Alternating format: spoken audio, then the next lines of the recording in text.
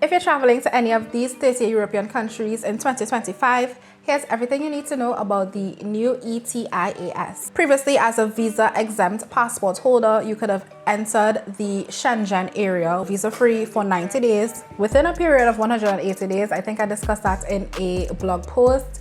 However, this is an important video for you because starting mid-2025, you will now need to apply for an e-visa, also called the ETIAS, the Electronic Travel Information Authorization System. There are two things I'll be talking about that is going to change the way that we enter into Europe or the Schengen area. One, they are going to be implementing the ETIAS as well as the EES, which is the European Entry and Exit System, which was not in place before. So without further ado, let's get into it. But before that, hi, I'm Keisha from TriniWorldTravel.com. On this channel, you'll find everything related to travel tips, experiences, especially from a Caribbean perspective. So if that's something that you're interested in, go ahead and subscribe. But for now, let's get into the ETIAS and the EES. Let's talk about the entry and exit system first. We have the European Union, then we also have the Schengen area. The Schengen area is a group of 30 European countries that formed an agreement for free movement between their borders. So there are European countries that are not in the Schengen area that we may or may not have to apply for a visa separately. The EES will just be an extra step to monitor the movement of persons between the borders of different countries.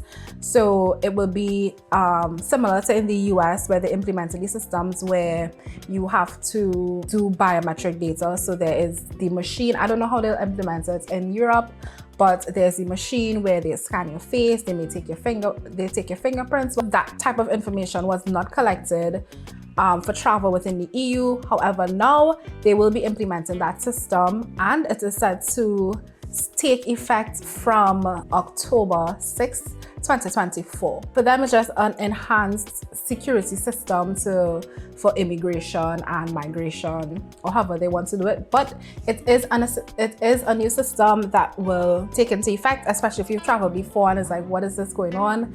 They'll be implementing that system. Let's move on to the more important thing that we actually have to prepare for, which is the ETIAS. Previously, all we needed to do was book our flight, hop on the plane, exit, go through customs, show them our passport and exit. However, there will now be an extra step as we need to apply for this before we enter the country.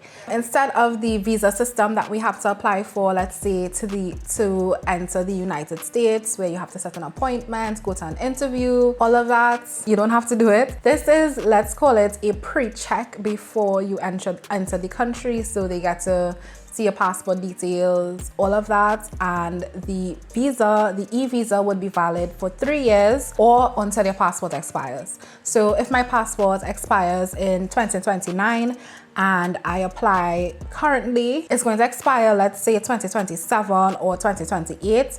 However, if I apply now and my passport expires in 2026, the e-visa will expire in 2026, and then when I get my new passport, I'll have to apply for the e-visa for that particular passport. So it will be attached to your passport.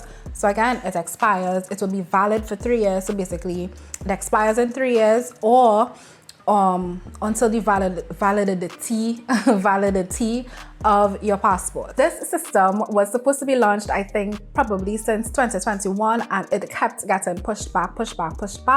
But this announcement seems like they are going to finally put it into place, so we need to prepare. It's not taking effect from January 2025. They said mid 2025, so I guess like May, June it will take into effect.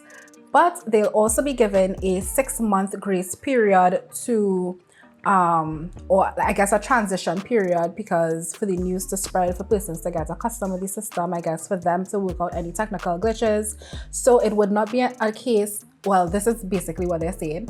It would not be a case where if you don't apply for it, you're not going to get through.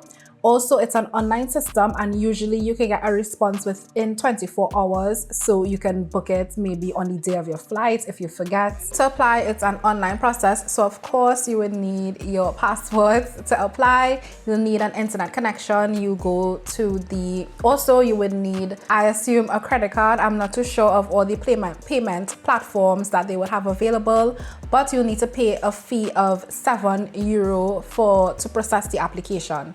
Persons under the age of 18 or over the age of 70 do not need to pay the fee. The process only takes a few minutes. When filling out the application, you'll be asked to provide your personal information, of course, your name, surname, date of birth, nationality, parents, first names, email address, and a telephone number, your travel document details, so your passport number, level of education, occupation, your intended travel stay, and the countries that you will be visiting, and details about any previous convictions or criminal activity. That is what it is.